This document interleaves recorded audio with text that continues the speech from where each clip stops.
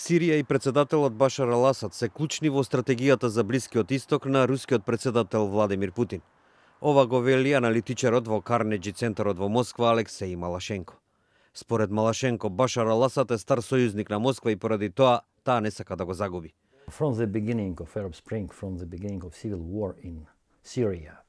Од почетокот на арапската пролет, од почетокот на граѓанската војна во Сирија, тие го поддржуваа и тоа е нивната стратегиска линија. Не заборавете дека Сирија и лично председателот Асад се последниот столб, би рекол остаток од постсоветското наследство. И ако тој биде загубен, тоа според Путин би било голема грешка, вели Малашенко, додавајќи дека така Русија го задржува своето влијание и физичко присуство на Блискиот Исток.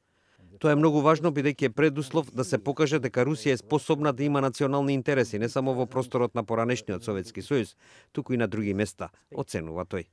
Според него, руската стратегија е да се задржи Асад на власт доволно долго за постигнување политичка транзиција, која ќе овозможи сите страни да бидат победници.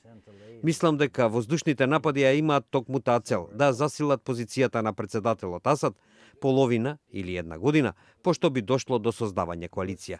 Сите би биле задоволни, и Русија, и Асад, дури и Соединетите држави, наведува аналитичарот во Карнеджи центарот во Москва Алексеј Малашенко.